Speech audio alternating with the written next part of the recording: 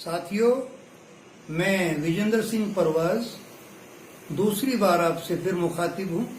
इससे चंद रोज पहले मैंने 9.5 मिनट की एक ऑडियो आप लोगों तक पहुंचाई है बापू के कुछ चित्रों के साथ, संत मुरारी बापू के चित्रों के साथ। इस बार फिर दोस्तों मुझे हैरत है कि मुझे बोलना पड़ रहा है।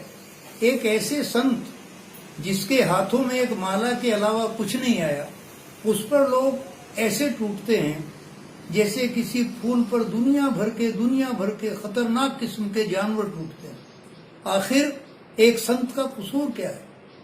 जिस संत ने सारी उम्र राम और कृष्ण के आदर्श को समझाया, हमारे घर घर तक रामचरितमानस को पहुंचाया, देश में विदेशों में कितने ही देशों में सारी जिंदगी 4-4 घंटे बैठकर रामचरितमानस को गाया, कृष्ण की महानता को बताया।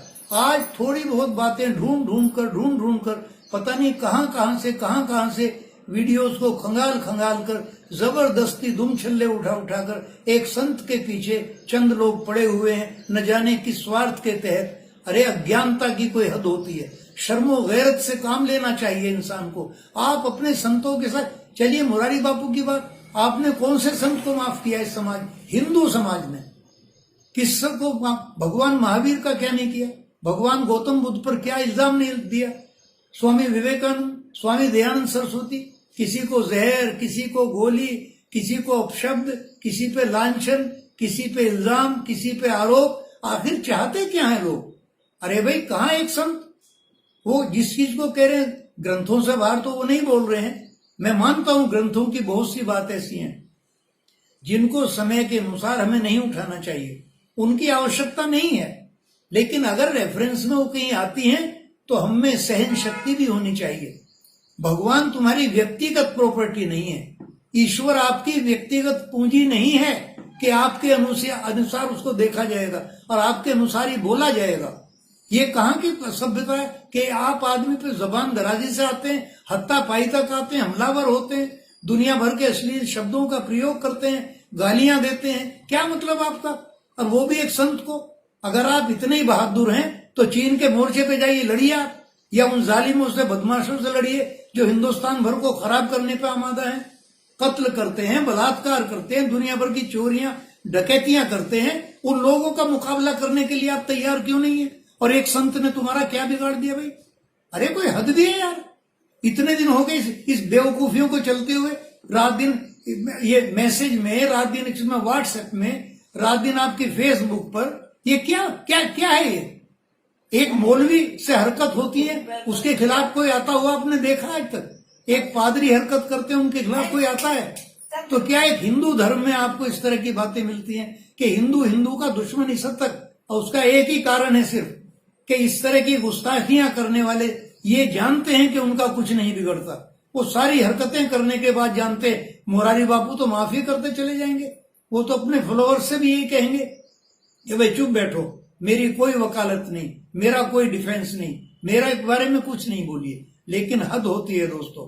बात जब हद से निकलती है, असर रखती है, पर नहीं ताकते परवाज मगर रखती है। ये अल्लामा इकबाल ने कहा, शिकवे के जवाब में जो नज्म लिखी थी, उन्होंने तो भगवान पे शिकवा किया। अल्लामा इकबाल ने तो शिकवा नज्म लिखी, ईश्वर पे ही शिकवा किया, ईश्वर से ही ऑब्जेक्शन किया। और जॉन मिल्टन ने तो पूरा पैराडाइज लॉस्ट लिखा, पूरा पैराडाइज लॉस्ट लिखा, जन्नत का खोजाना लिखा, और शैतान को हावी ईश्वर पे किया, सामने लाया उसके निकाल के। बापू ने क्या कर दिया ऐसा? हद की बात है यार, लानत की बात है। आप इसलिए हमलावर होते हैं कि वो हमला नहीं करते हैं। वो हमलावर नहीं है, वो एक संत है। अरे एक संत की नजरों में बापू का संतवाद वहां पहुंच चुका, मेरे प्यारे दोस्तों, जहां हिंदू, मुसलमान, सिख, ईसाई नहीं रहता, वहां सिर्फ इंसान रह जाता है। और इंसानियत की हिफाजत में उनकी सारी कथाएं हो रही हैं। आपको ये समझना चाहिए। मैं दोस्तों आपसे इतना कहूंगा कि एक संत को समझिए, उसकी अच्छाइयों पर गौर कीजिए, छोटी छोटी बातों में कीड़े निकाल कर सामने मत लाइए, और तानाशाहों की तरह बात मत कीजिए। आप हिंदू धर्म के ठेकेदार नहीं हैं। कृष्ण आपकी प्रॉपर्टी नहीं है। कृष्ण हम सबका भगवान है, और भगवान को अपने अपने नजरिए से देखने का भी व्यक्तिगत एक भक्त का आदर्श होता है। आप ही की नजर से ले दे के अपने पास वक्त एक नजर तो है, क्यों देखें जिंदगी को किसी की नजर से हम। दोस्तों, अगर मुझसे कुछ गलती हुई है तो मैं आपसे क्षमा चाहता हूं, लेकिन एक संत की इज्जत को समझिए, उसकी आबरू को समझिए, उसके काम को देखिए और ये हरकतें बिल्कुल बंद कीजिए। धन है वे महिला जो बापू की सुरक्षाओं में सोफे से उठी, उस हमले को नाकाम किया। इस रानी झांसी जैसी महान महिला, इस भारतीय नारी को मैं हाथ जोड़ के सम्मान करता हूं।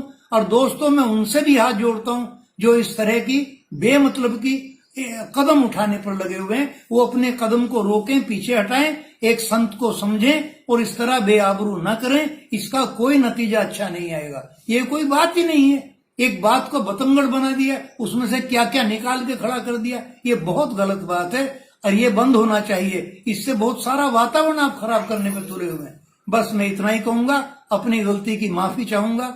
आवेश में कोई बात गलत आपको लगी हो, उसे वापस लूंगा। धन्यवाद।